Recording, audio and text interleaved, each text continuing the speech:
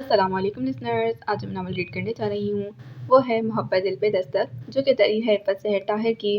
اس کی قسط نمبر 38 شروع کرنے سے پہلے میری آپ سب سے ریکویسٹ ہے کہ اگر آپ نے چینل کو سبسکرائب نہیں کیا تو پلیز اسے سبسکرائب کر دیجیے، ساتھ ہی بیل آئیکن کو بھی پریس کریں تاکہ ہر نئے آنے والے ناول کی اپڈیٹ آپ کو ملتی رہے۔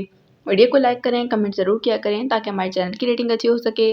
اس کے ساتھ ساتھ اگر آپ کمپلیٹ ناول بھی سننا چاہتے ہیں تو میرے دوسرے چینل کو بھی سبسکرائب کر دیں، جس کا لنک آپ کو ویڈیو کی ڈسکرپشن میں مل جائے گا۔ چلیے شروع کرتے ہیں۔ وہ سیدھا صبا کے کمرے میں جا پہنچا تھا۔ دروازہ کھلنے کی آواز پر وہ پلٹی۔ سر پر اور چہرے کے گرد لپٹا سفید دوپٹہ گواہ تھا کہ وہ بھی نماز سے فارغ ہوئی ہے۔ جائے نماز ابھی اس کے ہاتھ میں تھا، جسے شاید وہ طے کر رہی تھی۔ اسے دیکھ کر صبا نے کوئی رد عمل ظاہر نہیں کیا۔ نوفل شرمسار سا اس کے سامنے جا کھڑا ہوا۔ مجھے معاف کر دو صبا، میں اپنے کیے پر بہت شرمسار ہوں۔ وہ نادم تھا، مگر صبا گہری خاموشی کے ساتھ اسے دیکھتی رہی۔ تمہارے چہرے سے جھلکتا نور، تمہاری آنکھوں سے جھلکتی پاکیزگی گواہ ہے صبا کہ تم میری وفادار ہی ہو۔ نہ پہلے اور نہ اب تمہارے کردار میں کوئی سقم ہے۔ میں تم پر کیچڑ اچھال کر گناہ گار ہوا ہوں صبا۔ مجھے تم سے صرف معافی کی طلب ہے۔ مجھے معاف کر دو صبا، تاکہ مجھے چین آ جائے، میرے ضمیر کی ملامت ختم ہو جائے گی۔ وہ گڑگڑانے لگا۔ صبا چپ تھی۔ اس کے چہرے کے گرد روشنی سی دکھائی دے رہی تھی، اس کے کردار کی، اس کی نیک طبع کی۔ نوفل کی طرف دیکھے بغیر اس نے جائے نماز تپائی پر رکھا اور یوں ہی چلتی ہوئی جا کر اپنے بستر پر لیٹ گئی تھی۔ صبا پلیز مجھے یوں مت دھتکارو، معاف کر دو مجھے۔ وہ رونے کو ہو گیا۔ مجھ سے نہیں، اپنے خدا سے معافی مانگو نوفل احمد۔ تم نے بنا تصدیق کے ایک باکردار عورت پر بدکرداری کا الزام لگایا ہے، اور تم جیسوں کے لیے ہی سخت وعید سنائی گئی ہے۔ نوفل نے اس کا سرد و سپاٹ لہجہ سنا تو بے قرار سا اس کی طرف بڑھا۔ وہ آنکھیں بند کر کے چت لیٹ گئی تھی۔ نوفل کے دل کو کچھ ہونے لگا، وہ اس پر جھکا۔ صبا، بے چینی سے اسے پکارا مگر وہ جیسے گہری نیند میں تھی۔ نوفل نے گھبرا کر اسے جھنجھوڑا تو اس کا سر ایک طرف ڈھلک گیا تھا۔ نوفل کرنٹ کھا کر ہٹا اور پھٹی پھٹی نظروں سے صبا کے بے جان وجود کو دیکھنے لگا۔ عمر کاظمی کا فون آیا تو شومئی قسمت اسی نے ریسیو کیا۔ وہ کھانے سے فارغ ہونے کے بعد اٹھی تھی اور اسی لیے قسمت کام کر گئی تھی۔ کیسی ہو زحا؟ اس کا لب و لہجہ بہت فریش تھا۔ ٹھیک ہوں۔ زحا کے انداز میں گرم جوشی نہیں تھی، یوں جیسے کسی عام ملنے والے سے بات چیت کر رہی ہو۔ میں تم سے ملنا چاہتا ہوں زحا۔ میں بہت شرمندہ ہوں، بہت جلد بازی کی میں نے۔ خلوص کے لوگوں میں یہی ایک خامی ہوتی ہے۔ میں نے تو سوچا بھی نہیں تھا کہ باہر جا کر اتنی آسانی سے مسائل حل ہو جائیں گے۔ پھر مجھے خیال آیا کہ مجھے تمہارے ساتھ ایسا نہیں کرنا چاہیے تھا۔ آئی ایم ریئلی سوری زحا۔ وہ شرمسار تھا۔ زحا اکتائی ہوئی۔ کوئی بات نہیں عمر، ڈونٹ وری، میں بالکل ٹھیک ہوں۔ میں نے تمہاری کسی بات، کسی عمل کو دل پر نہیں لیا۔ تم سچ کہہ رہی ہو زحا؟ یا میرا دل رکھنے کو؟ وہ بے یقین ہوا تو زحا رہ نہیں پائی تھی، تلخی سے بولی۔ جاتے ہوئے تم سارے سلسلے ختم کر گئے تھے عمر کاظمی۔ میں نے بہت برداشت کیا خود پر، اور اب ایک نئی زحا نے جنم لیا ہے۔ محبت پر جس کا یقین نہیں رہا، محبت کے لفظ سے ہی جسے کراہت محسوس ہونے لگی تھی، مگر پھر کوئی اس کی زندگی میں آیا جس کے ہونے سے باہروں کو ثبات ہے، جس کے لہجے میں زندگی بولتی ہے، جس کے ہر انداز سے خود بخود محبت ہو جاتی ہے۔ تم زحا، تم؟ وہ گڑبڑا سا گیا تھا۔ ہاں عمر، میرا نکاح ہو چکا ہے، میرے کزن معید حسن، اور الحمدللہ میں بہت خوش اور مطمئن ہوں۔ وہ اطمینان سے بولی تو چند ثانیوں کی خاموشی کے بعد لائن کٹ گئی تھی۔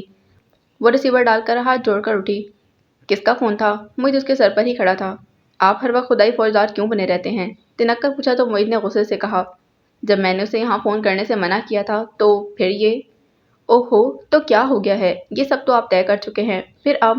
وہ لاپرواہی سے کہتی اس کے پاس سے گزرنے لگی تھی کہ معید نے اس کی کلائی پکڑ کر جھٹکا دیا۔ شٹ اپ، میری بات غور سے سنو۔ وہ سلگ کر بولا، تم میری منکوہا ہو، جان سے مار ڈالوں گا اگر پھر سے کوئی ایسی بات دیکھی میں نے۔ اس کی سانسوں کی تپش زحا کو اپنے چہرے پر محسوس ہو رہی تھی۔ یا اللہ، اتنی غربت! وہ مبہوت سی اسے دیکھے گئی۔ کتنا اچھا لگ رہا تھا اس کا ڈانٹنا، یوں استحقاق سے بات کرنا۔ اور خود جو محبوبہ پال رکھی ہے آپ نے، اس کا کیا؟ آنکھیں پٹپٹا کر پوچھا تو وہ چلا گیا۔ Shut up زحا۔ زحا کا دل اس انداز تخاطب پر جھوم اٹھا۔ کتنی اپنائیت سے بلا رہا تھا وہ۔ خود ہی تو بتایا تھا آپ نے۔ زحا نے احتیاط سے کلائی چھڑائی اور پیچھے ہٹ گئی۔ بکواس کی تھی میں نے، اور اس شخص کو یہاں فون کرنے سے منع کر دو، ورنہ انجام کی ذمہ دار تم خود ہوگی۔ وہ یوں ہی جھنجھلاہٹ سے کہتا چلا گیا تو زحا ہنستی تھی۔ عماد پارک میں پہنچا تو شام کے سائے بڑھ رہے تھے۔ جلدی نگین اسے ایک طرف بینچ پر بیٹھی دکھائی دے گئی تھی۔ سفید اور سیاہ لباس میں وہ بے حد کمزور دکھائی دے رہی تھی۔ اس کا دل تعصب سے بھرنے لگا۔ السلام علیکم، عماد نے قریب جا کر کہا۔ جواباً وہ کچھ بولے بغیر بس سیدھا سامنے دیکھتی رہی۔ عماد کنفیوز ہونے لگا۔ آپ مجھ سے کیا کہنا چاہتی تھیں؟ چند لمحے یوں ہی کھڑے رہنے کے بعد عماد نے خود ہی کہا تو چونک کر اسے دیکھنے لگی۔ عماد نے دیکھا اس کی آنکھیں سرخ ہو رہی تھیں، جیسے وہ بہت رو کر آئی ہو یا پھر ابھی بھی اپنا رونا ضبط کر رہی ہو۔ اس نے اس بات میں سر ہلایا۔ بیٹھ جائیں، وہ مدھم آواز میں بولی تو اس کی آواز میں بھی آنسوں کی نمی تھی۔ عماد خود سے الجھتا اسے کافی فاصلے پر ٹک گیا تھا۔ کتنی ہی دیر خاموش رہ کر شاید وہ الفاظ جمع کرتی رہی۔ میں نے انس سے بہت محبت کی ہے اور میں اسے کبھی نہیں بھول سکتی۔ خاموش ساتوں میں نگین کی گھٹی گھٹی آواز گونجی تھی۔ میں جانتا ہوں، عماد نے اعتراف کیا، مگر آپ وہ وجہ نہیں جانتے جس کے لیے مجھے یہ پرپوزل قبول کرنا پڑا۔ نگین نے اس پر کچھ واضح کرنا چاہا۔ اپنی ناپسندیدگی، غیر رضامندی، وجہ کوئی بھی ہو، تم نے یہ پرپوزل قبول کر لیا، میرے لیے اس سے بڑھ کر کوئی خوشی کی بات نہیں، عماد نے اطمینان سے کہا، مگر وہ بہت بے اطمینان تھی۔ میں شاید آپ کو کبھی بھی وہ مقام نہ دے پاؤں جو انس کا تھا۔ اس کی آواز کپکپانے لگی۔ کچھ فاصلے انسان کو جلتے کولوں پر چل کر کرنے پڑتے ہیں، کانٹوں کی نوک پر کھڑا ہونا پڑتا ہے، دل پر پاؤں رکھ کر چلنا پڑتا ہے۔ یہ سفر بہت تکلیف دہ تھا اور نگین نے یہ سفر طے کیا تھا، صبا کے لیے، اس کی بے گناہی کی خاطر، انس کی عزیز از جان بہن کے لیے۔ میں کبھی تم سے کچھ ڈیمانڈ نہیں کروں گا نگین۔ میں نہیں جانتا کہ کس مجبوری نے تمہیں یہ پرپوزل منظور کرنے پر مجبور کیا، مگر میں تمہیں یہ گارنٹی دیتا ہوں کہ میں تمہیں خوش رکھنے کی کوشش کروں گا۔ عماد نے یقین سے کہا تو وہ آنسو پیتی اٹھ کھڑی ہوئی۔ اس کی طرف دیکھے بغیر وہ تیز قدموں سے چلتی پارک سے باہر نکل گئی تھی۔ عماد کتنی ہی دیر سر موڑے اسی طرف دیکھتا رہا تھا۔ اس کا دل بے حد افسردہ ہو رہا تھا۔ وہ نیند سے جاگا تو اس کا پورا وجود پسینے سے بھیگا ہوا تھا، سرد موسم کے باوجود، اور دل بے ترتیبی سے دھڑک رہا تھا۔ صبا، اسے یاد آیا کہ اس نے کتنا بھیانک خواب دیکھا تھا۔ وہ اٹھ بیٹھا۔ میرے خدا، سر دونوں ہاتھوں میں تھامے کتنی دیر وہ یوں ہی بیٹھا رہا، پھر اٹھ کر گلاس میں پانی ڈالا اور ہونٹوں سے لگا لیا۔ اسے سخت پیاس محسوس ہوئی تھی، مگر ایک گھونٹ بھی حلق سے نیچے نہیں اتارا گیا۔ وہ خواب اپنی تمام تر جزیات کے ساتھ اس کی آنکھوں میں آ ٹھہرا تھا۔ گلاس رکھ کر اپنے حلق کو مسلتا ہوا وہ اٹھ کھڑا ہوا۔ کیا تھا یہ؟ کیا کوئی اشارہ قدرت؟ اس کے اعصاب تناؤ کا شکار ہونے لگے۔ جب سے صبا گئی تھی تب سے وہ ویسے بھی نیند کی کمی کا شکار تھا۔ دوسرے، نگین نے پرپوزل کے لیے جو حامی بھری تھی اسے مزید ٹینس کر دیا تھا، اور اب خوابوں کا یہ سلسلہ۔ کل بھی اس نے خواب میں خود کو صبا سے معافی مانگتے دیکھا تھا، لیکن آج کے خواب نے تو اسے جھنجھوڑ کر رکھ دیا تھا۔ آج تک وہ صبا کو ہی مورد الزام ٹھہراتا آیا تھا، مگر آج بے اختیار وہ دوسرے کٹہرے میں خود کو لے آیا تھا۔ وہ بھی کیوں؟ میں بھی تو غلط ہو سکتا ہوں۔ وہ بے وفا تھی تو بے وفا لگتی کیوں نہیں تھی؟ اس کی آنکھوں سے پکڑے جانے کا خوف کیوں نہیں جھلکتا تھا؟ اور مجھ سے محبت کا اظہار وہ کیسے کر لیتی تھی اگر اس کے دل میں عماد بستا تھا؟ کیا نگین سے شادی کر کے عماد اور وہ ایک دوسرے سے قریب آنا چاہتے تھے؟ اگر ہاں تو اب تو صبا گھر جا چکی ہے اور عماد کو سب پتہ چل چکا ہوگا، تب بھی اس نے پرپوزل بھجوایا کیوں؟ مگر وہ ایک بھی کیوں کا جواب ڈھونڈنے میں ناکام رہا۔ مجھ سے بے وفا ہونے کے باوجود اگر اس نے نگین کا گھر تباہ کرنے کی کوشش نہیں کی تو اس میں بھی کوئی خاص بات ہے، اور یہ بات مجھے ضرور تسلیم کر لینی چاہیے۔ نوفل نے تھکے ماندے ذہن کے ساتھ ایک حقیقت تسلیم کی تھی۔ تائی جان نے اسے معید کے ساتھ جا کر عروسی لباس پسند کرنے کا عندیہ دیا تو زحا کا دل خوشی سے جھوم اٹھا تھا۔ تیار ہونے سے پہلے اس نے اپنی پوری الماری باہر نکال کر ڈھیر کر دی تھی۔ یہ بھی نہیں، یہ تو پرانا ہے، کئی دفعہ پہن چکی ہوں، وغیرہ وغیرہ جیسے جملے کہہ کر وہ ہر لباس کو رد کرتی جا رہی تھی۔ ہمرا نے یہ صورتحال دیکھی تو آنکھیں پھاڑ کر بولی، بارات کا سوٹ پسند کرنے جا رہی ہیں تو کیا ولیمے کی دلہن بن کر جائیں گی؟ کوئی سوٹ ہی پسند نہیں آ رہا آپ کو؟ تم چپ رہو۔ اچھا، وہ کسیاہٹ کے باعث اسے صحیح سے ڈانٹ بھی نہیں پائی اور ایک سوٹ گھسیٹ کر واش روم میں گھس گئی تھی۔ ہمرا ہنستے ہوئے باہر چلی گئی۔ وہ بہت دل لگا کر تیار ہوئی۔ کمرے سے نکلی تو پہلا سامنا چچی جان سے ہوا۔ انہوں نے ناقدانہ انداز میں اس کا سر تابہ جائزہ لیا۔ وہ قدر نروس تھی۔ تم بازار جا رہی ہو یا کسی فنکشن میں؟ انہوں نے تنقید کا آغاز کیا۔ اوہ امی، ذرا سے کپڑے کیا پہن لیے، آپ تو بس یوں ہی کہتی رہتی ہیں۔ وہ منمنائی۔ ہاں، ذرا سا نیا جوڑا، ذرا سی لپسٹک، اور میں بس یوں ہی کہتی رہتی ہوں۔ انہوں نے طنز کیا۔ آپ کو تو تھانے میں ہونا چاہیے تھا۔ زوہان نے تنگ آ کر ٹشو پیپر سے ہونٹ رگڑ ڈالے تھے۔ اب ٹھیک ہے، وہ مطمئن ہوئی۔ کہیں تو کچن میں کام کے وقت پہننے والے کپڑے پہن کر آ جاؤں؟ وہ چڑ گئی تھی۔ تمہارے بھلے کو ہی کہتی ہوں، لڑکیوں کو شادی سے پہلے بننا سنورنا نہیں چاہیے، ورنہ پھر روپ نہیں آتا شادی والے روز، اور منگیتر کے ساتھ تو بالکل بھی نہیں۔ آپ نے اصرار کیا تو میں مان گئی، ورنہ… چچی جان نے ناصحانہ انداز میں کہا تو وہ کانوں میں انگلیاں ٹھوسنے وہاں سے چل پڑی تھی۔ بہت ہی نالائق اولاد ہے میری۔ چچی جان کو ہنسی بھی آئی اور غصہ بھی۔ وہ محض پیچھے بڑبڑا کر رہ گئیں۔ لاؤنج میں موجود معید نے تائی جان کی موجودگی میں بھی جن خوشمگی نگاہوں سے زحا کو دیکھا، ان سے تو زحا کو اس کے موڈ کی فریشنس کا اچھی طرح اندازہ ہو گیا تھا۔ جلد تو جلال تو کا ویٹ کرتی وہ گاڑی میں آ بیٹھی۔ معید نے ڈرائیونگ سیٹ سنبھال کر دھڑ سے دروازہ بند کیا اور اگنیشن میں چابی گھمانے لگا۔ مین روڈ پر آ کر اس نے گاڑی کی اسپیڈ کم کر دی تھی۔ مارکیٹ ادھر ہے، زحا نے داہنی طرف مڑنے والی سڑک کی طرف اشارہ کیا۔ پتہ ہے مجھے، نیا نہیں آیا ہوں اس شہر میں۔ وہ جس طرح تپ کر بولا اس پر زحا کو اتنے زور کی ہنسی آئی کہ حد نہیں۔ وہ شاید ہی کبھی موہت کی بات پر اتنا کھل کے ہنسی ہو۔ موہت لب بھینچے اسے گھورنے لگا۔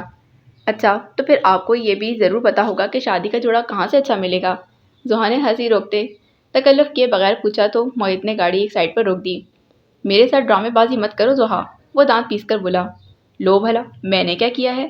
اس نے حیران ہونے کی اداکاری کی۔ تم نے عمر کاظمی کے آنے تک کی مہلت لی تھی، اب وہ آ چکا ہے تو تم کیوں اس معاملے کو لٹکا رہی ہو؟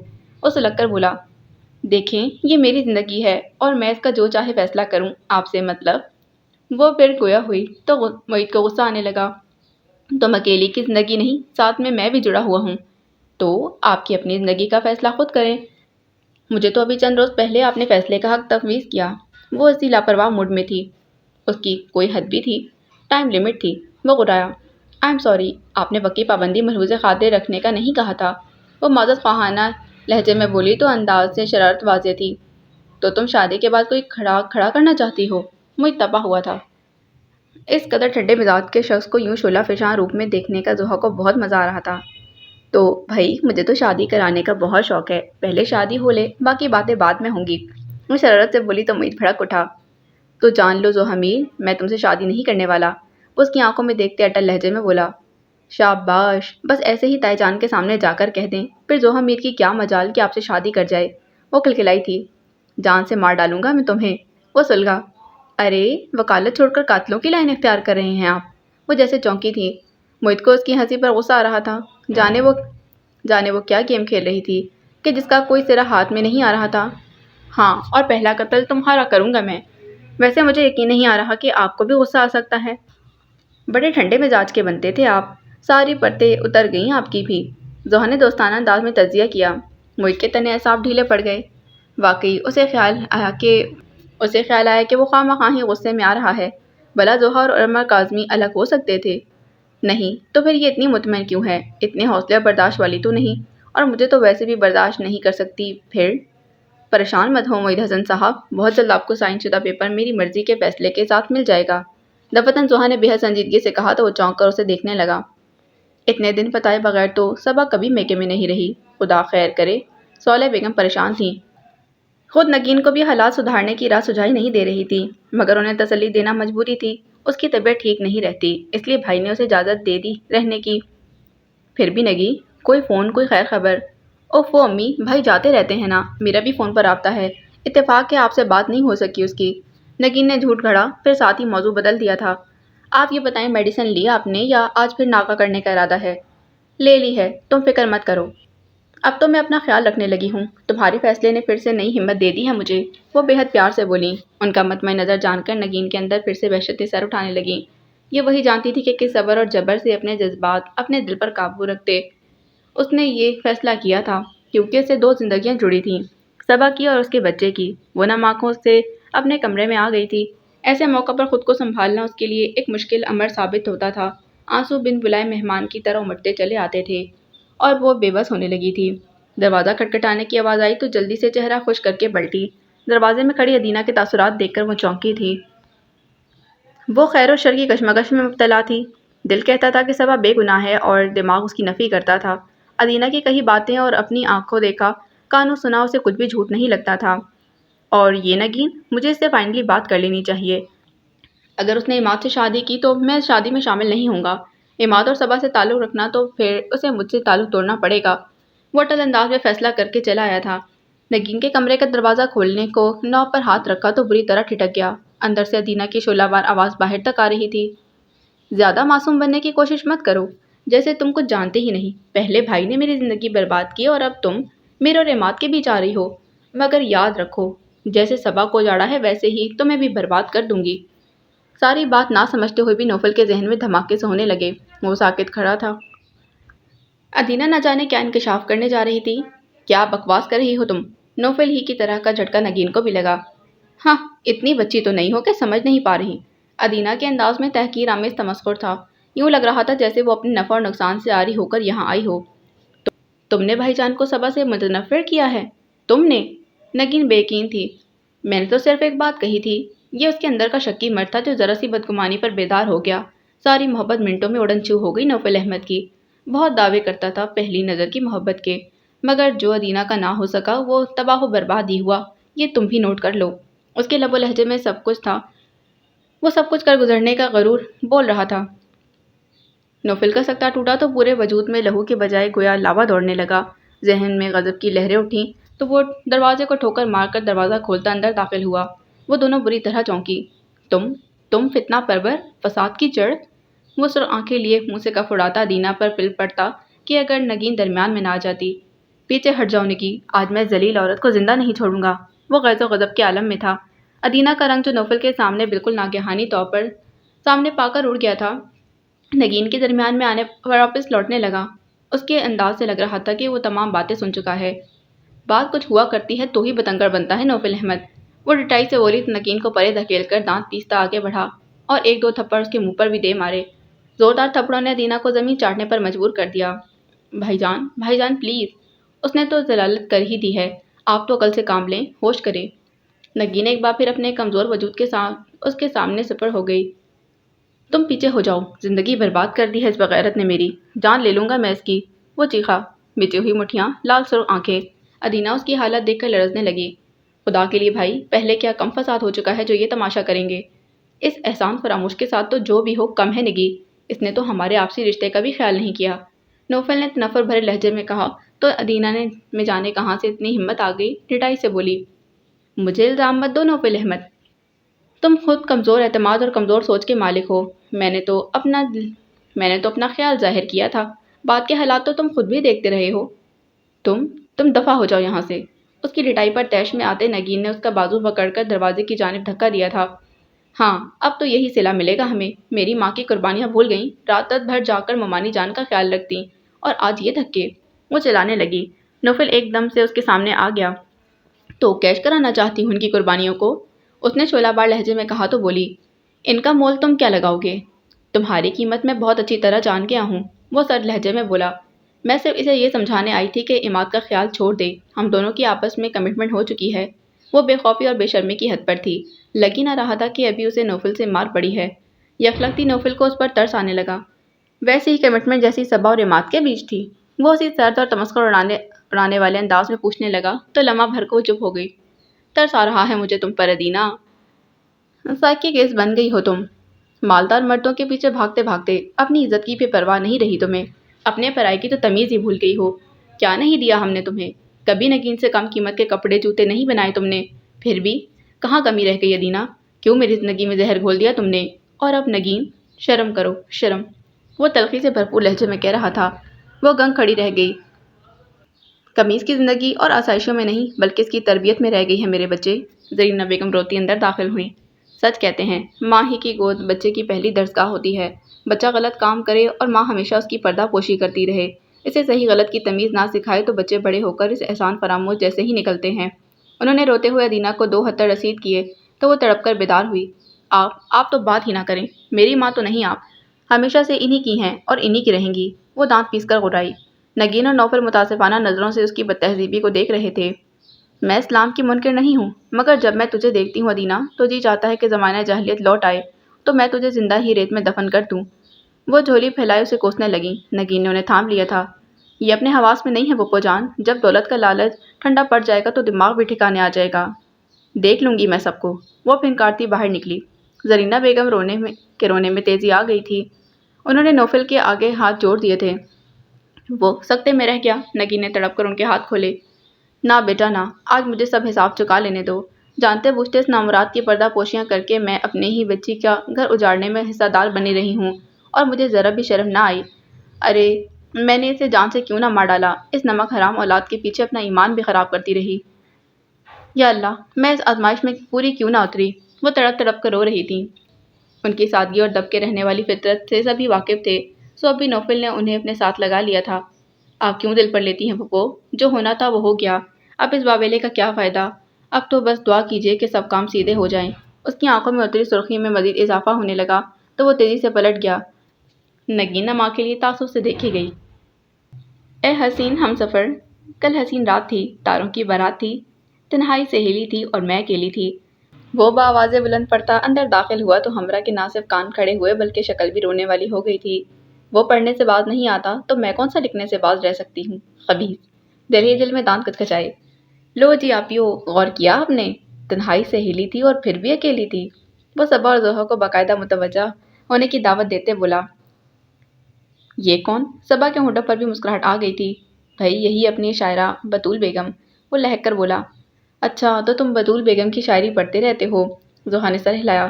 ہمراہ کی شکل دیکھنے لائق تھی، بس نہ چل رہا تھا وجدان کا حشر کر دے۔ آگے تو سنو، محترمہ کے خواب کس قدر ٹیکنیکلر ہیں۔ شرارت اس کے ہر انداز سے عیاں تھی۔ کھوئی تھی سوالوں میں، تیرے ہی خیالوں میں۔ چاہتوں کا دور ہو، پیارا سا ایک گھر ہو، اور سے ڈھکے ہوئے پھول ہوں کھلے ہوئے، چاہتوں کی چاندنی عشق کی ہو بے خودی۔ پڑھتے پڑھتے جیسے اس کی سانس پھولنے لگی۔ توبہ ہے، شاعری میں بھی خواتین کتنی باتیں کرتی ہیں۔ وہ دھم سے ہمراہ کے پاس بیٹھا تو اس نے غصے سے دیکھا۔ مگر یہ بھی تو دیکھو کہ کتنی اچھی باتیں کرتی ہیں۔ ضحیٰ نے لقمہ دیا، مگر وہ ہمراہ کی طرف متوجہ تھا جو اس سے کسی پرانے دشمن کی طرح گھور رہی تھی۔ کیا ہوا؟ نظم پسند نہیں آئی آنسا بطول بیگم کی؟ وہ بڑی معصومیت سے پوچھنے لگا۔ کیا مصیبت ہے؟ وہ گھبرا کر اٹھ کھڑی ہوئی اور چلانے لگی۔ تمہیں کیا ہے؟ صبا نے اسے گھورا۔ اسے دیکھ نہیں رہی کیسی فضول حرکتیں کر رہا ہے؟ وہ روحان سی ہونے لگی۔ کیا فضول حرکت کی ہے میں نے؟ وہ پوچھنے لگا تھا۔ ہمراہ نے زبان کو دانتوں تلے دبایا۔ یہی جو شاعری سنا رہے ہو۔ وہ جلدی سے بولی۔ ہاں، یہ تمہیں فضول لگی؟ وجدان نے آنکھیں پٹپٹائیں، پھر سادگی سے بولا۔ ہاں بھئی، تمہارا تجربہ زیادہ ہے۔ یہ دیکھ رہی ہیں آپ؟ ہمراہ نے ان دونوں کی توجہ چاہی۔ کیا بچپنا ہے ہمراہ، تمہاری کیا دشمنی ہے آنسا بطول بیگم سے؟ صبا نے اسے گھرکا تو اس نئے نام کو ہضم کرتے ہوئے ہمراہ کی آنکھوں میں باقاعدہ آنسو بھر آئے تھے، جبکہ وجدان کے حلق سے بے اختیار کہکا نکلا۔ وجی؟ ضحیٰ نے آنکھیں دکھائیں۔ وہ فوراً سنجیدہ ہونے کی ایکٹنگ کرنے لگا۔ یہ الگ بات تھی کہ جس طرح وہ سنجیدہ ہونے کی کوشش کر رہا تھا اس پر ان دونوں کو ہنسی آ گئی تھی، جبکہ ہمراہ ان دونوں سے بھی پکی پکی خفگی پال کر وہاں سے واک آؤٹ کر گئی تھی۔ اچھا اب بتاؤ، یہ شکل پر ہمہ بک بالا کیوں بجے رہتے ہیں؟ ضحیٰ ان دونوں کے ٹلتے ہی سابقہ موضوع پر آئی تو صبا نے پہلے لبوں کو باہم بھیجا، پھر ہلکے سے مسکرا دی، مگر اس کی مسکراہٹ میں بھی ایک آزردگی، ایک دکھ کی سی کیفیت تھی۔ ایسی حالت میں شاید سبھی کے چہرے پر 12 ہی بجتے ہیں۔ اس نے اس کا سوال اڑانا چاہا۔ جی نہیں، ہر کسی کے نہیں بجتے، ضحیٰ نے پرزور انداز میں کہا تو وہ لاپرواہی سے بولی۔ تو 5-10 منٹ آگے پیچھے ہو جاتے ہوں گے بس۔ اوف، وہ زچ ہو گئی۔ کس قدر بدل گئی ہو تم شادی کے بعد۔ اتنی مشکل اور گھماؤ پھراؤ والی گفتگو۔ میرا پالا تو… وہ کہتے کہتے ایک دم چپ ہو گئی۔ خیر پالو تو بہت سویٹ بلکہ ڈیشنگ بندے سے پڑا ہے تمہارا، ضحیٰ نے ستائشی انداز میں کہا۔ میں تو سب کو بتاتی ہوں کہ وہ میرے بہنوئی ہیں۔ باہر نکل کر دیکھو، اتنے اتنے بڑے ہورڈنگ لگے ہیں۔ سنا ہے ابھی کوئی ڈرامہ اور فلم بھی آفر ہوئی ہے انہیں۔ پتہ نہیں، وہ اکتا کر بولی تو ضحیٰ نے اس کے بازو پر چٹکی کاٹی۔ بن مانگے مل جائے تو ایسا غرور آ ہی جاتا ہے، تمہارا کوئی قصور نہیں۔ ایسا کوئی مانگ کے نہیں لیتا، وہ بے ساختہ بولی تو ضحیٰ نے اسے گھورا، پھر بولی۔ نا شکری مت بنو۔ اور یہ بتاؤ کہ گھر کب واپس جا رہی ہو؟ تائی جان بھی پریشان ہو رہی تھی۔ جب میں نہیں آتی تب بھی پریشان ہوتی تھی، اب جب کہ رہنے کو آئی ہوں تب بھی، صبا افسردہ لہجے میں بولی۔ ضحیٰ نے اسے ٹوک دیا۔ بیٹیاں اپنے گھروں میں خوش ہوں تو چاہے وہاں رہیں یا یہاں، ماؤں کے دل ٹھنڈے رہتے ہیں۔ صبا کا دل ڈوب سا گیا۔ میں اجازت لے کر آئی ہوں، اور اب تمہاری شادی میں دن ہی کتنے رہ گئے ہیں، نپٹا کر ہی جاؤں گی۔ وہ خود پر زبردستی بشاشت طاری کرتے بولی۔ اوف، کیا یاد کرا دیا، ضحیٰ نے شرمانے کی ناکام ایکٹنگ کی۔ یا تو تم کرو گی جو حال معید بھائی تمہارا کریں گے، صبا نے اسے ڈرانا چاہا۔ ارے جاؤ، ضحیٰ نے ہاتھ ہلا کر گویا مکھی اڑائی۔ ایک تم اور ایک تمہارے معید بھائی، ٹکنی کا ناچ نچا دیا نا نہیں انہیں تو پھر کہنا۔ آخر کو ملکہ حسن بیاہ کر لے جا رہے ہیں، جی بھر کر قدر کرنا پڑے گی۔ گردن اکڑا کر بڑے تفاخر سے کہا۔ واہ، ملکہ حسن! صبا کو بہت ہنسی آئی، پھر سنجیدگی کا لبادہ اوڑھتے ہوئے بولی۔ انہیں تم سے شکایات ہیں؟ تم فکر مت کرو، میں ان کی سب شکایتیں دور کر دوں گی، وہ اسی لاپرواہی سے بولی تھی۔ عمر کاظمی کو انکار کر کے اس نے دوسرے لفظوں میں معید حسن کی اپنی زندگی میں حیثیت اور اہمیت کو تسلیم کر لیا تھا۔ زندگی کھیل یا ہنسی مذاق نہیں ہوتی ضحیٰ۔ صبا کے لہجے میں آپ بیتی کا کرب تھا، سہنے کا درد تھا۔ ابھی جس غصے میں تمہیں چاند نظر آ رہا ہے، کہیں خدا نہ کرے وہ منفی رویے میں بدل جائے۔ اوفو، کیا فلسفہ لے کر بیٹھی ہو؟ کچھ ایسا ویسا کیا نا معید حسن نے میرے ساتھ تو میں سارے زمانے میں غدر مچا دوں گی، بلکہ سب سے پہلے تو معید حسن کا ہی حشر کر دوں گی۔ وہ تنک کر بولی۔ صبا گہری سانس بھر کر رہ گئی۔ مگر ایک بات میرا بہت جی چلاتی ہے سبھی۔ دفعتاً وہ اداس ہوئی تھی۔ صبا نے چونک کر اسے دیکھا۔ یاد ہے ایک بار میں نے موئک کے لاکر میں ایک ڈائری اور کسی لڑکی کی تصویر دیکھی تھی۔ ایسے ہی؟ صبا نے ہاتھ ہلایا۔ ایسا تم کہہ سکتی ہو، میں نہیں، کیونکہ میں نے اپنی آنکھوں سے وہ تصویر دیکھی اور وہ نظم پڑھی تھی۔ وہ خفگی سے بولی، کیونکہ اس معاملے میں صبا نے کبھی اس کا یقین نہیں کیا تھا، اور تو اور وہ تب انس کو بھی چکمہ دے گیا تھا۔ خیر، اب کی بار تو میں وہ تصویر ڈھونڈ کر ہی رہوں گی، اس نے تہیہ کر لیا۔ تو پھر میں تم پر انا للہ پڑھ ہی لوں، صبا جل کر بولی۔ دیکھا، پتہ ہے اچھی طرح اپنے بھائی کی خون خواری کا، تبھی تو ایسا سوچتی ہو۔ زوہا نے جلدی سے کہا، تم ایسی فضول حرکات نہ کرو تو وہ اپنا ٹیمپر لوز نہ کرے۔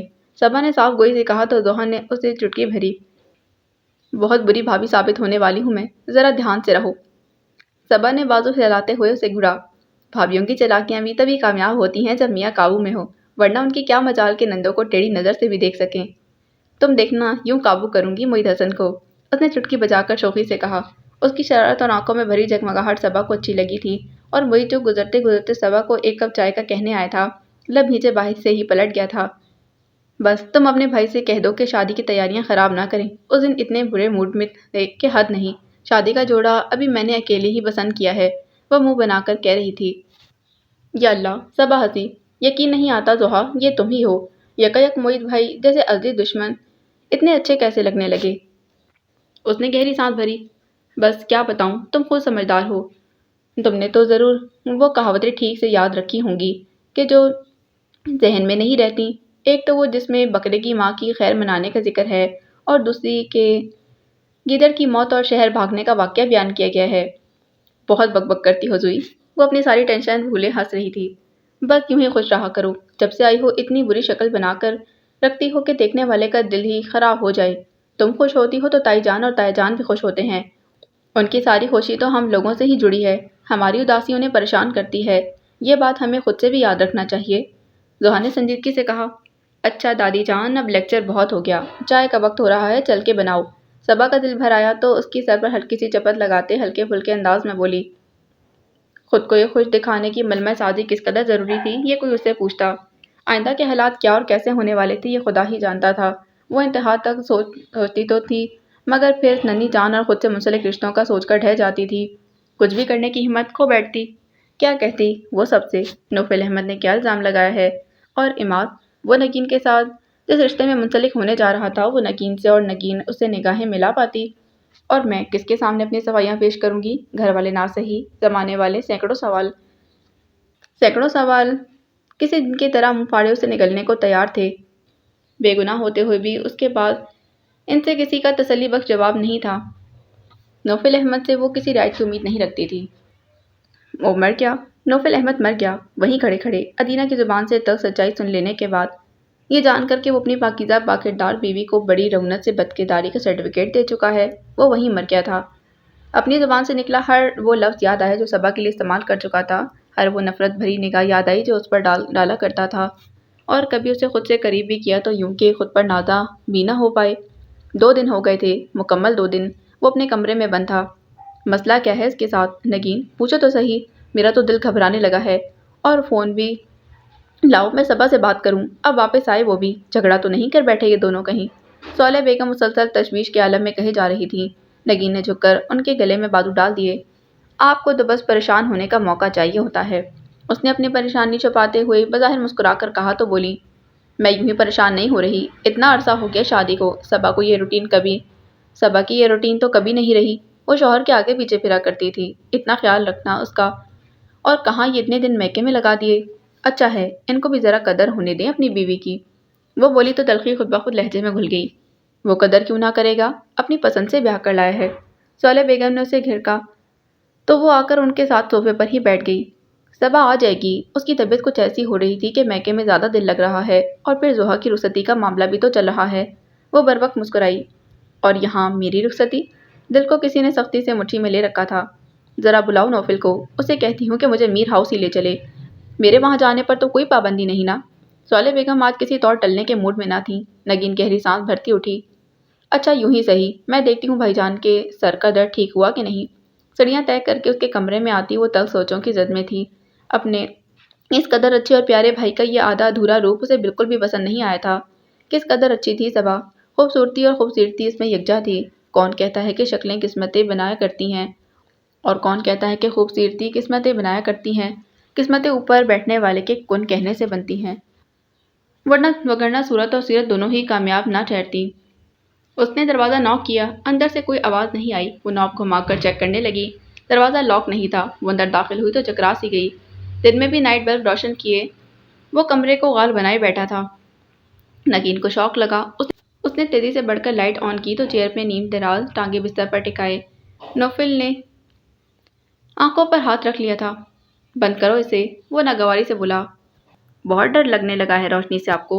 نگین تلخی سے کہتی ہوئی آگے بڑھی اور پردے ہٹا کر لان کی طرف کھلنے والی کھڑکی کھولنے لگی۔ سورج کی کرنیں ایک دم سے کمرے میں گھسی تو اندھیرا دم دبا کر بھاگ گیا۔ وہ اس کی طرف پلٹی۔ بہت بہادری والے کام کر رہے ہیں آپ تو، ماما بلا رہی ہیں، وہ آپ کے ساتھ میر ہاؤس جانا چاہتی ہیں صبا سے ملنے۔ نوفل نے سر آنکھوں سے اسے گھورا۔ مرے ہوئے کو مارنے آئی ہو؟ ٹھہرے ہوئے انداز میں پوچھا تو وہ خود پر قابو رکھ کر بولی، کیوں کیا آپ نے اس کے ساتھ ایسا؟ کیوں؟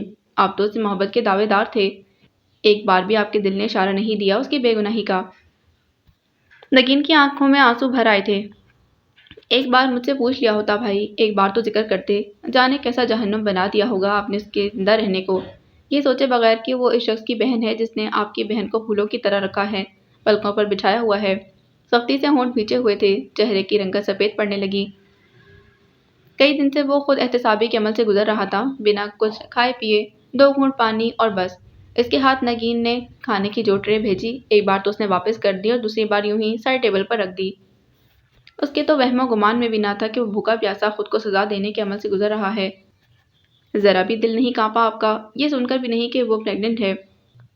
بدکرداری کا تانا عورت کو تو لے ہی ڈوبتا ہے، مگر ایک ماں کو تو زندہ ہی مار ڈالتا ہے بھائی۔ آپ نے ایک پل کو بھی نہیں سوچا کہ وہ آپ کی زندگی میں کیا حیثیت پانے جا رہی ہے۔ مرنے کی بات کرتے ہیں، جس پر یہ سب بیتا ہے اسے جا کر پوچھیں، اس سارے عرصے میں وہ کتنی بار مری ہے؟ کوئی سزا ہے اپنے لیے آپ کے پاس؟ اور میں نے وہ اذیت برداشت نہیں کی، اس کے بے وفا ہونے کے خیال نہیں مجھے زندہ درگور نہیں کیا۔ وہ پھٹ پڑا تھا۔ نگین نے ہکا بکا اسے دیکھا، پھر زور سے بولی، یہ سب خدا کی طرف سے اس سب کی سزا تھا جو آپ صبا کے ساتھ کرنے والے تھے۔ بہت خوب، وہ بات چھوڑ کر تلخی سے ہنسی تھی۔ اپنی خود ساختہ سوچوں اور کسی کی غلط بیانوں سے تکلیف اٹھائی تو وہ آپ کا اپنا عمل تھا، لیکن صبا نے تو بے قصور ہوتے ہوئے بھی سزا پائی ہے۔ میں نے کبھی نہیں سوچا تھا کہ میرا اتنا شاندار اور مکمل دکھائی دینے والا بھائی اندر سے اس قدر بدصورت اور ادھورا ہے۔ وہ اسے بہت کچھ سنا کر گئی تھی۔ ادموا وہ پہلے ہی تھا، ماہنہ مکمل طور پر سامنے آیا تو اپنی برہنگی اسے مار ہی گئی تھی۔ میں تمہیں منہ دکھانے کے قابل نہیں رہا صبا، اس کے دل اور ذہن پھٹ جانے کو تھے۔ ضحیٰ کی رخصتی کے ساتھ ہی تائی جان نے فون پر نگین اور عماد کا نکاح اور رخصتی مانگ ڈالی تھی۔ صالحہ بیگم نے نوفل سے مشورہ کر کے فون کرنے کا کہہ دیا اور اب نوفل ان کے سامنے تھا، ساکت اور خاموش۔ صالحہ بیگم اسے دیکھ کر پریشان ہو اٹھیں۔ کیا ہوا نوفل؟ طبیعت تو ٹھیک ہے میرے جان؟ کیسی حالت بنا رکھی ہے؟ بس یوں ہی ذرا سا ٹیمپریچر ہو رہا تھا، اس نے نظریں ملائے بغیر کہا تو اس کی آواز بے حد بھاری ہو رہی تھی۔ میں کہہ بھی رہی تھی نگی سے، 2 دن ہو گئے نوفل کی شکل نہیں دیکھی میں نے، اس نے جان بوجھ کر نہیں بتایا ہوگا مجھے۔ وہ ناراض ہونے لگی۔ اب تو ٹھیک ہوں میں، وہ ان کی تسلی کے لیے قصدن مسکرایا۔ خاک ٹھیک ہو؟ چہرے پر ذرا بھی رونق نہیں، زردی پھیلی ہوئی ہے۔ ان کا دل بے چین ہو رہا تھا۔ یہ بس بخار کی وجہ سے ہے۔ وہ بمشکل اپنے آپ کو ذہنی پراگندگی سے بچا رہا تھا، ورنہ اپنی داستان حیات کا سیاہ باب تمام تر سیاق و سباق کے ساتھ ذہن کی اسکرین پر روشن رہتا تھا۔ وہ لوگ نگین اور عماد کی شادی کی تاریخ مانگ رہے ہیں، بس نکاح اور رخصتی۔ صالحہ بیگم نے بات بھی شروع کی تو کیا؟ نوفل کا دل گھبرانے لگا۔ جو آپ مناسب سمجھیں، اس نے پہلو بدلا۔ ان کا ارادہ تو ہے کہ ضحیٰ کی شادی کے دوران ہی۔ جی، وہ ابھی مہم سے انداز میں بولا۔ در حقیقت وہ اس تکلیف دہ موضوع کو جلد از جلد ختم کرنا چاہتا تھا۔ عماد کو لے کر اس نے اپنی زندگی میں جو خود ساختہ بدگمانیاں پیدا کی تھیں، ان کی یاد بھی اسے زمین میں گڑنے پر مجبور کر دیتی تھی۔ کیا بات ہے نوفل، تم ابھی بھی اس شادی پر راضی نہیں ہو؟ اس کا یوں کترانا اور بچنا صالحہ بیگم کو ٹھٹکا گیا تھا۔ ایسی بات نہیں ہے ماما، وہ فوراً بولا۔ تو کیا بات ہے؟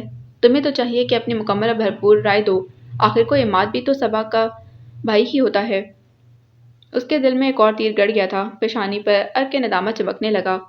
ٹھیک ہے ماما، وہ جو کہہ رہے ہیں تاریخ دے دیں، نوفل نے بروقت مسکراتے کہا تو مطمئن ہو گئی۔ چلو ٹھیک ہے، میں ابھی فون کر کے ان سے بات کرتی ہوں، میں ساری بات ان کی ماں کو بتاتی ہوں، پھر ان سب کے ہوش ٹھکانے آ جائیں گے، ذرا انہیں بھی تو پتہ چلے کہ ان کی اولاد کے کارنامے۔ ادینہ پھنکا رہی تھی۔ نگین اور نوفل سے اچھی طرح بے عزتی کرانے کے بعد وہ زخمی ناگن بنی ہوئی تھی۔ زرینہ بیگم نے غصے سے اسے دیکھا۔ ابھی بھی دماغ ٹھکانے نہیں لگا تمہارا؟ کیوں؟ ان کی زندگیاں برباد کر رہی ہو؟ اور میری زندگی نہیں برباد ہو رہی؟ وہ چیخی۔ تمہیں تو شوق ہے بربادیوں کا۔ آج وہ بھی غصے میں تھی۔ آپ اپنا منہ بند ہی رکھیں، جب بھی بولیں گی انہی کے حق میں دلائل دیں گی۔ بکواس بند کرو۔ زرینہ بیگم کو غصہ آیا۔ بہت ٹھنڈے مزاج اور دبی شخصیت کی مالک تھی، مگر ادینہ جیسی اولاد تو کسی کا بھی مزاج گرم کرنے کا ہنر رکھتی تھی۔ اوپر سے وہ اپنے لاڈلے بھتیجے کی زندگی کا جس طرح بکھرتا شیرازہ دیکھ کر آئی تھی، اس نے انہیں بری طرح جھنجھوڑ کر رکھ دیا تھا۔ میں ممانی جان کو بتاؤں گی کہ ان کی بہو رانی کے کرتوت کس قدر سیاہ ہیں۔ پہلے اسی عماد کے ساتھ چکر چلاتی رہی اور اب نند کے ساتھ اس کی شادی کروا کر ہمیشہ پاس رکھنا چاہتی ہے۔ بد کردار، وہ نفرت آمیز لہجے میں کہتی زرینہ کا ضبط آزما گئی تھی۔ بد کردار وہ نہیں، تم ہو۔ اسے بد کردار مت کہو، وہ تمہاری طرح دوسروں کے شوہروں پر نظر رکھے نہیں بیٹھی۔ انہوں نے دانت پیستے سختی سے کہا تو ادینہ کو جھٹکا لگا۔ ایسے تو وہ کبھی بھی بات نہیں کیا کرتی تھی۔ آپ بھی ملی ہوئی ہیں ان کے ساتھ؟ خود تو کچھ بنایا نہیں، بھائی بھابھی کے ٹکڑوں پر پڑی رہی، مگر میں یوں ہی کتے بلی جیسی زندگی نہیں گزار سکتی۔ وہ غصے سے بولی۔ ان کا انداز اور الفاظ زرینہ بیگم کو آگ لگا گئے تھے۔ بے اختیار آگے بڑھ کر انہوں نے تھپڑ کھینچ کر اس کے منہ پر دے مارا۔ بے غیرت، بے حیا، ماں باپ کو گالی دیتی ہے۔ ہم نے کیا کتے بلی جیسی زندگی گزاری ہے یہاں؟ ہاں ہاں، تھپڑ کھا کر وہ جیسے دیوانی ہی ہو گئی۔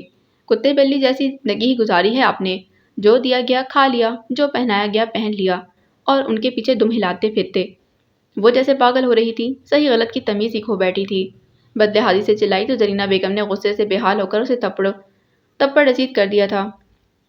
شرم کر ذلیل اولاد، شرم کر۔ جس تھالی میں کھایا آج اسی میں تھوک رہی ہے۔ یہ سر چھپانے کا ٹھکانہ تمہارا حق نہیں، تمہاری ضرورت تھا جو انہوں نے دیا۔ اس سے تو میں بے اولاد ہی اچھی تھی، ایسے ہی اٹھا لیا کوڑے کے ڈھیر سے تجھے۔ گندگی کی پیداوار گند ہی نکلی۔ نوفل آوازیں سن کر اندر آیا۔ اندر کا منظر دیکھا تو سب کچھ بھول کر تیزی سے آگے بڑھا۔ پھپھو، کہ کیا کر رہی ہیں آپ؟ چھوڑنے سے، اس نے ساکت کھڑی ادینہ اور زرینہ بیگم کے بیچ آتے ہوئے کہا۔ تم چپ ہو جاؤ نوفل، آج مجھے اس کی اوقات یاد دلانے دو۔ کیا تھی یہ، اور تم لوگوں نے اسے کیا بنا دیا؟ کہاں کوڑے کے ڈھیر سے اٹھائی گئی کسی کی ناجائز اولاد، اور آج وہ پالنے والوں ہی کے سر پر بیٹھ کر جوتیاں برسا رہی ہیں۔ وہ چیخ چیخ کر بے حال ہو رہی تھیں، اور یہ غلیظ انکشاف ادینہ مار کے اثر سے بے نیاز بے یقینی سے انہیں دیکھے جا رہی تھی۔ کیسی باتیں کر رہی ہیں آپ پھپھو؟ نوفل نے روکنا چاہا۔ یہ تو بیوقوف ہے، سمجھتی نہیں کہ کسی کی قسمت کا لکھا زبردستی اپنا نصیب نہیں بنایا جا سکتا۔ یہ نہیں سمجھتی تو میں تو سمجھتی ہوں نا، آج ذرا مجھے بھی اس کو سمجھا لینے دو۔ وہ حال سے بے حال ہو رہی تھی۔ ادینہ تیزی سے آگے بڑھی تو اس کے انداز سے وحشت ٹپک رہی تھی۔ کیا کہہ رہی ہیں آپ؟ کون ہوں میں؟ کہاں سے اٹھایا آپ نے مجھے؟ یہ وہ کڑوی حقیقت تھی جسے سالوں سے چھپایا گیا تھا۔ نوفل بے بسی سے زرینہ بیگم کو دیکھنے لگا جو کسی بھی طرح رکنے کے موڈ میں نہیں تھی۔ ہاں، گندگی کی بول، تجھے کوڑے کرکٹ کے ڈھیر پر سے اٹھایا تھا میں نے۔ بے اولادی کا تانا جھیلنا مشکل ہو رہا تھا، مگر اب سوچتی ہوں کہ بے اولاد ہی اچھی تھی۔ وہ سلگتے لہجے میں بولی تو ادینہ رو دی۔ اتنی مار کھا کر بھی جو نہ روئی تھی، تقدیر کے ایک ہی وار نے اسے رلا دیا تھا۔ جھوٹ بول رہی ہیں آپ کی سگی بیٹی ہوں میں، وہ خوف کے مارے چیخی۔ اپنی شناخت کھو کر ناجائز کا ٹپا لگوانا بھلا کسی اچھا لگتا تھا؟ یہ جھٹکا اسے بھی لگا، آج یکایک بے نشان ہو گئی تھی۔ پیروں تلے سے زمین اور سر پر سے آسمان ہٹ گیا تھا۔ ایسی کرم و جلی، احسان فراموش میری اولاد تو نہیں ہو سکتی۔ وہ پاگل ہو رہی تھی۔ جھوٹ مت بولیں۔ وہ مٹھیاں بھیجتی، پاؤں پٹکتی، برافروختہ تھی، اور نڈھال سا ایک خوف ایک دم سے دل میں سرایت کر گیا تھا۔ محض ان لوگوں کی حمایت کے لیے آپ اتنی گری ہوئی باتیں کر رہی ہیں؟ وہ چیخی۔ یہ سچ ہے ادینہ، تم پھپھو کی سگی بیٹی نہیں ہو، نوفل سرد لہجے میں کہتا اس کے اور زرینہ بیگم کے درمیان آ کھڑا ہوا تو ادینہ کو لگا اس کی جنت نگاہوں سے اوجھل ہو گئی ہو۔ آنکھوں کے آگے ایک سفید سی دھند پھیلی اور پھر سنبھلنے کی ایک ناکام سی کوشش۔ وہ لہرا کر نیچے گری تو باوجود کوشش کی نوفل بھی اسے ٹھیک سے سنبھال نہیں پایا۔ زرینہ بیگم کا دل جیسے کسی نے مٹھی میں دبوچ لیا ہو۔ بہت زور و شور سے تو نہیں، مگر میر ہاؤس میں شادی کی تیاریاں جاری تھیں۔ عماد کو بھی ساتھ میں لپٹایا جا رہا تھا۔ ایسے میں تائی جان نے صبا کو دھر لیا۔ تم کب گھر جا رہی ہو؟ انہوں نے وجدان کے اٹھ کے جاتے ہی بظاہر بڑے سرسری انداز میں پوچھا تو صبا کا دل گھٹنے لگا۔ ان سے نظریں ملائے بغیر لاپرواہی سے بولی، چلی جاؤں گی، ایسی بھی کیا افتاد آن پڑی ہے، شادی میں شرکت تو ادھر ہی سے کروں گی نا۔ انہوں نے کہا تو وہ انہیں دیکھنے لگی۔ ادھر سے کیا مسئلہ ہے بھلا؟ بھئی وہاں کی اکلوتی بہو ہو، اور پھر معید کی شادی ہوتی تو الگ بات تھی۔ نگین کی بھی وہی ڈیٹ ہے، اس کی بھابھی بن کر شرکت کرنی ہے تم نے۔ وہ پریشان ہو رہی تھی۔ آج سے پہلے تو صبا نے کبھی ایسی غیر ذمہ داری کا ثبوت نہیں دیا تھا۔ اور یہی وہ اصل مسئلہ تھا جس نے صبا کے دل کو دبوچ رکھا تھا۔ ایک شخص جس نے اس کی بدکرداری کا لیبل جسما کر دیا تھا اور وہ اس کا گھر چھوڑ چکی تھی۔ اب پھر سے اسی گھر میں لوٹنا، ایک حیثیت سے سب کو سنبھالنا اس کے ذہن میں دھماکے سے ہونے لگتے تھے۔ کیا سوچ رہی ہو؟ تائی جان کی متفکر سی آواز نے اسے چونکا دیا۔ وہ گمسم سی چونکی۔ کچھ نہیں، بس یوں ہی کہیں جانے کو جی نہیں چاہتا، وہ آنسو پیتے بولی۔ یہ بھی خوب کہی، اتنا عرصہ ہو گیا شادی کو، اب کہیں جانے کو جی نہیں چاہتا؟ تم تو اتنے دنوں بعد میکے آیا کرتی تھیں، تب تمہارا یہاں آنے کو جی نہیں چاہتا تھا؟ اس کا جی چاہا کہے، تب وہاں ایک آس تھی، ایک امید تھی کہ وہ نوفل احمد کے سنگ دل کو بھی کبھی نہ کبھی گوشت پوش میں ڈھال ہی لے گی، اس کی بے نیازی کو محبت میں تبدیل کر دے گی۔ محبت و زمانے کے سرد و گرم سے بے نیاز کر دیا کرتی ہے۔ وہ صرف محبت کی آس میں زمانہ بھول بیٹھی تھی، اور اب خالی ہاتھ خالی دل۔ تائی جان تو اسے زمانے کی اونچ نیچ سمجھا کر مطمئن ہو گئی، مگر اس کا دل ہر شے سے اچاٹ ہونے لگا۔ جی چاہا اونچی آواز میں رونا شروع کر دے، اپنے بال نوچے بینڈ ڈالے، سب کو اکٹھا کرے اور بتائے کہ نوفل احمد کی بے اعتنائی اور بے اعتباری نے صبا میر کو مار ڈالا ہے۔ وہی دل برداشتہ منہ سر لپیٹے پڑی تھی جب ہمراہ نے اسے صالح بیگم کے فون کا مزدہ سنایا۔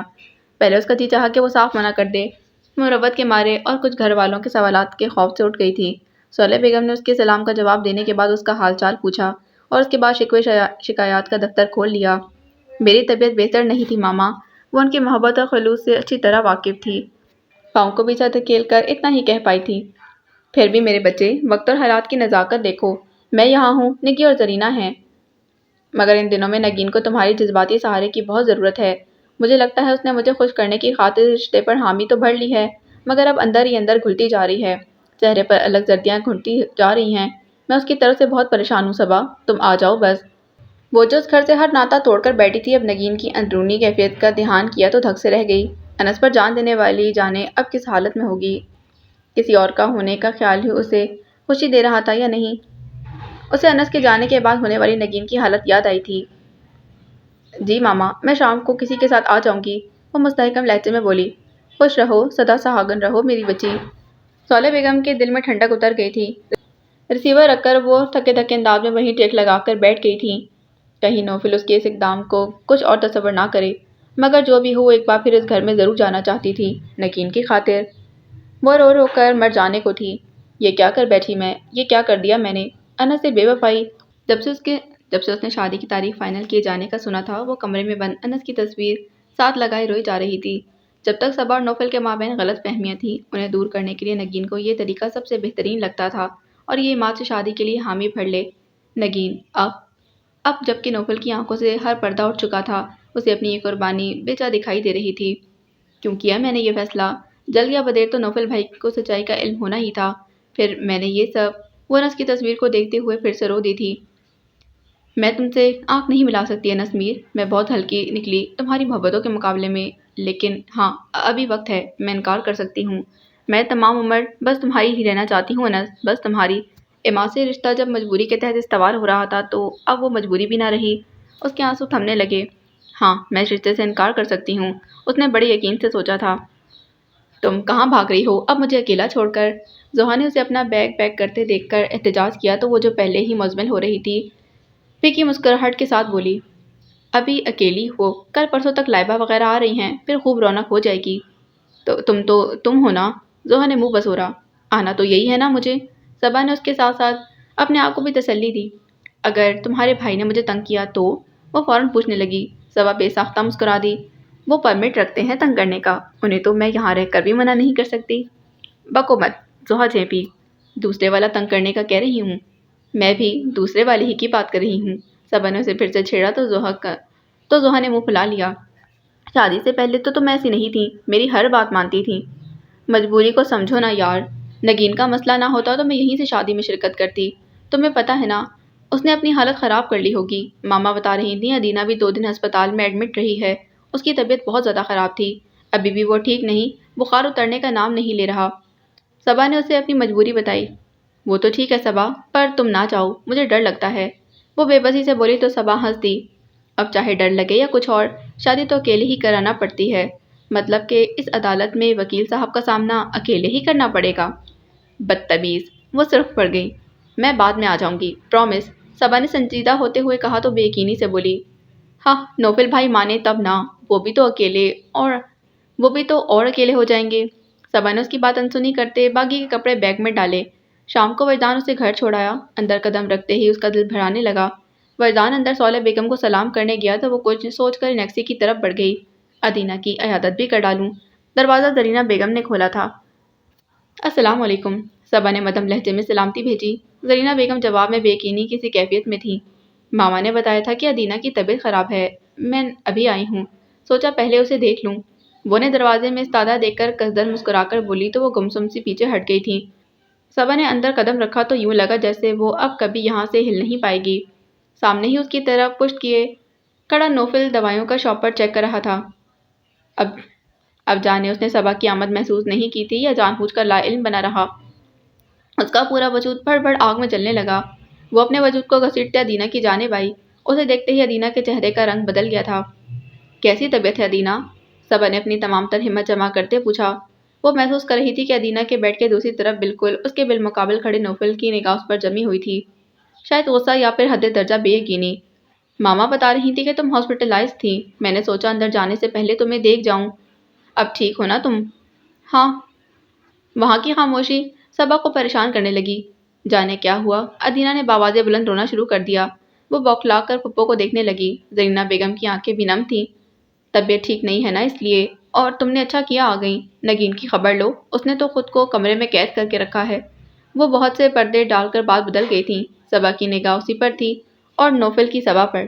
پریشان مت ہو ادینہ، جلدی ٹھیک ہو جاؤ گی، میں دعا کروں گی تمہارے لیے۔ صبا نے ہمدردی سے کہتے اس کا رخسار تھپتھپایا تو اس نے صبا کا ہاتھ تھام لیا تھا۔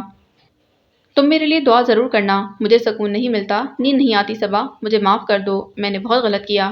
وہ روتے روتے بار بار کہے جا رہی تھی۔ صبا بے حد پریشان ہو گئی۔ بھلا ادینہ جیسی نڈر اور بے باک لڑکی کو کیا ٹینشن ہو سکتی تھی؟ اسے نہیں معلوم تھا کہ وہ اپنے ضمیر کی قیدی بن چکی تھی۔ اس کا سارا مان اور غرور ختم ہو چکا تھا۔ زرینہ بیگم نے اسے اشارہ کیا تو وہ ادینہ کی گرفت سے اپنا ہاتھ چھڑاتی باہر نکلنے لگی۔ نوفل، اسے کہو یوں مت جائے، مجھے معاف کر دے، میں نے اس کے ساتھ اچھا نہیں کیا، زندگی برباد کر ڈالی اس کی، اسے کہو مجھے معاف کر دے۔ اسے باہر آنے تک ادینہ کی آواز آتی رہی تھی۔ وہ بلک رہی تھی، چیخ رہی تھی۔ اسے کیا ہو گیا ہے پپو؟ صبا کا دل خوف کا شکار ہونے لگا۔ جواب میں وہ روتی تھی۔ اسے اپنی اوقات پتہ چل گئی ہے۔ خدا کی ذات ایک حد تک رستی دراز رکھتی ہے، تم بھی اسے معاف کر دینا، شاید اسے سکون مل جائے۔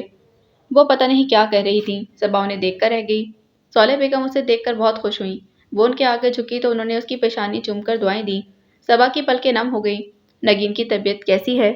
تم ہی دیکھو اس کو، صرف ناشتے کھانے پر ملاقات ہوتی ہے، ہر وقت اپنے کمرے میں گھسی پتہ نہیں کیا سوچتی رہتی ہے، شکل اتنی سی نکل آئی ہے۔ وہ پریشان تھیں۔ میں دیکھتی ہوں اسے، اور یہ وجدان کہاں گیا؟ میں نے تو اسے بہت روکا، کہہ رہا تھا کہ کسی دوست کو وقت دے رکھا ہے۔ جی، اسے ضروری کام سے جانا تھا، صبا نے جواب دیا۔ اسی وقت نوفل اندر آئے تو صبا کے اعصاب تن گئے تھے۔ کب سے کہہ رہی تھی اس نالائق کو کہ صبا کو لے آؤ، مگر یہ کبھی کوئی بہانہ کبھی کوئی۔ صالح بیگم کہہ رہی تھی۔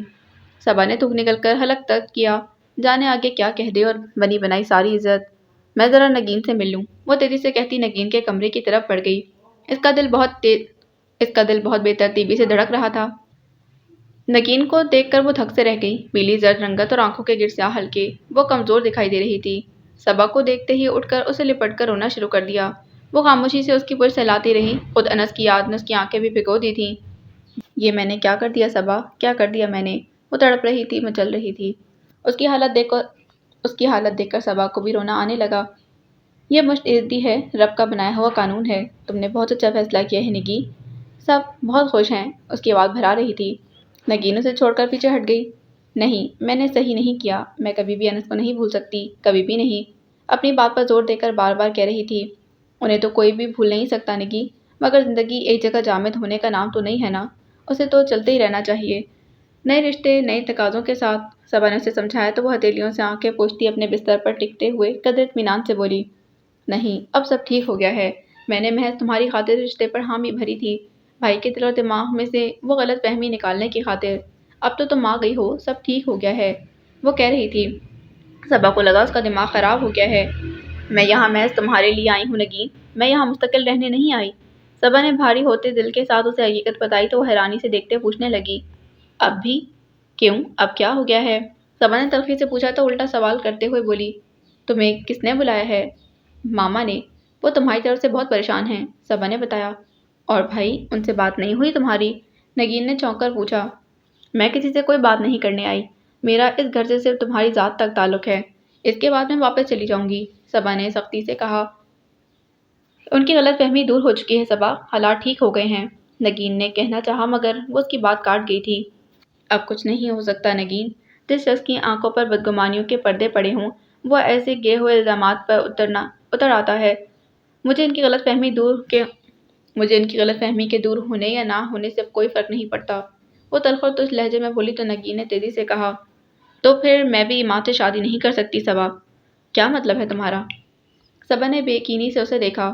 میں سچ کہہ رہی ہوں، میں عماد سے شادی نہیں کروں گی۔ لیکن تم نے خود حامی بھری تھی اس پرپوزل کے لیے، اور اب تو نکاح کی تاریخ بھی۔ وہ سب میرا مسئلہ نہیں، میں نے صرف تمہارے اور بھائی کے مابین غلط فہمی دور کرنے کے لیے عماد سے شادی کے لیے حامی بھری تھی، وہ سرد لہجے میں بولی تھی۔ واہ، کیا انداز ہے غلط فہمیاں دور کرنے کا، صبا نے استہزائی انداز میں کہا، اور دونوں گھروں کے مکینوں کے متعلق سوچنا شاید تم بھول گئی اپنے بھائی کی طرح۔ نگین خاموشی سے اسے دیکھتی رہی۔ تم بہت غلط کر رہی ہو، صبا نے اسے سمجھانا چاہا۔ اور تم صحیح کر رہی ہو کیا؟ نگین نے الٹا اسے پوچھا۔ وہ دکھ کے مارے اسے دیکھنے لگی، پھر متاسفانہ انداز میں بولی، ساری صورتحال تمہارے سامنے ہے نگین، مجھے اپنا گھر برباد کرنے کا شوق نہیں، تمہارے بھائی ہی کو مجھے بسانا نہیں آیا۔ ہر بات اپنی جگہ بالکل درست ہے، لیکن کیا تم دونوں نے خود سے منسلک لوگوں کا رد عمل سوچا ہے؟ جب تم بھائی سے الگ ہوگی تو کیا جواز پیش کرو گی سب کے سامنے؟ اور بالفرض تم عماد کا نام لے بھی لیتی ہو تو عماد کا اور میرا تعلق کیا ہوگا؟ اور یہ سب تو خود صبا نے بھی سوچا تھا۔ سوچ سوچ کر اس کا سر درد سے پھٹنے لگا، لیکن کوئی جائے فرار دکھائی نہ دیتی تھی۔ یہ سب میرا مسئلہ ہے، تم اسے خود سے منسلک مت کرو، صبا نے نظریں چرائیں۔ صبا پلیز، پریکٹیکل بن کر سوچنا، جذبات ہمیشہ راہ کھوٹا کرتے ہیں، نگین نے کہا تو اس کی انسنی کرتی اس کے کمرے سے نکل آئی تھی۔ وہ پریشان سی انگلی اور انگوٹھے کو مسلتی ہوئی اپنے دھیان میں تھی جب اچانک صالح بیگم کے کمرے سے نکلتے نوفل سے جا ٹکرائی۔ ناگواری اور کراہیت کا طاقتور احساس اس کے روم میں دوڑ گیا تھا۔ وہ اسے نظر انداز کرتی اندر داخل ہونے لگی کہ نوفل نے اس کا ہاتھ تھام لیا تھا۔ مجھے تم سے کچھ بات کرنی ہے صبا۔ صبا کو شدید شوق لگا تھا۔